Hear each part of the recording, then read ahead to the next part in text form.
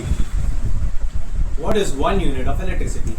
1 unit equal to 1 kilowatt hour is equal to 1000 watt used for 1 hour. This means if you run a 1 kilowatt appliance for 1 hour, you consume 1 unit of electricity. For example, a bulb of 1000 watt running for 1 hour means that 100 into 10 equals to 1000 watt hour, which is equal to 1 unit. Let's consider a fan of 200 watt running for 5 hours. So we can say that the energy is 200 watt into 5 hours is equals to 1000 watt hour equals to 1 unit. Another microwave oven of 2 kilowatt running for 30 minutes, we can say that the energy is equals to 2 kilowatt into 0.5 hours equals to 1000 watt hour equals to 1 unit.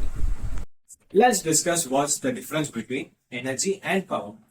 Energy, based on definition, we can say that it is the amount used, whereas power is the rate of usage. And the energy's units are kilowatt hour and watt hour, whereas power's units are kilowatt or watt. Energy is a timed quantity, whereas power is an instantaneous quantity. The relation between power and energy, we can say that energy equals to power into time. What is electricity tariff? An electricity tariff is a rate at which we are charged for using electrical energy. It is usually calculated per unit, where 1 unit equals 1 kilowatt hour. Tariffs help electricity provider recover costs for generating, transmitting, and maintaining supply infrastructure. The electricity tariffs are also classified based on demands and consumers category like residential, commercial, and industrial. Tariffs may include additional charges such as fuel, surcharges, meter rents, and government taxes. The most commonly used tariff system is the two-part tariff system. What is two-part tariff? Two-part tariff system is a pricing structure of electricity bills which is mainly divided into two components, which is fixed tariff and variable tariff.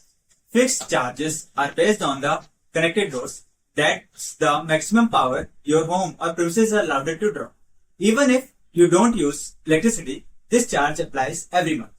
Whereas variable charges, on the other hand, depends on how many units you actually consume. The more energy you use, the higher the part of the bills.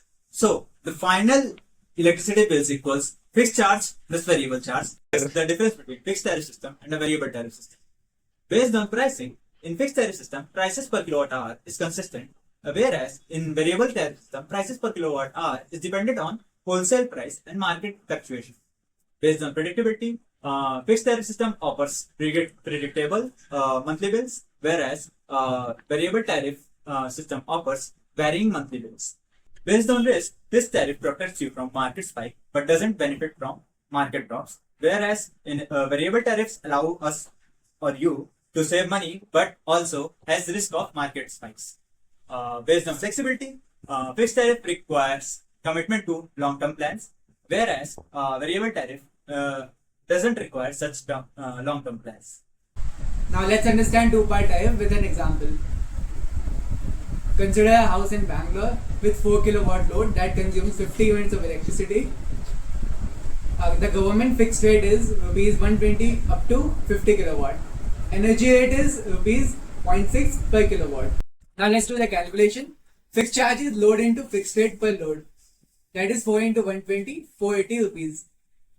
And energy charges is number of units consumed into energy rate per kilowatt, which is 50 into 0.6 equals to 30 rupees. Total bill is fixed charge plus energy charge, that is 480 plus 30, 510 rupees.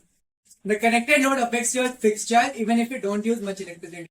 The number of units has an impact on your variable charge or your energy charge. The more you use, the more you pay.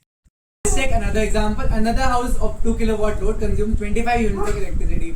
The fixed charge is 2 into 120, that is 240 rupees, and the variable charge is 25 into 0.6, that is 15 rupees.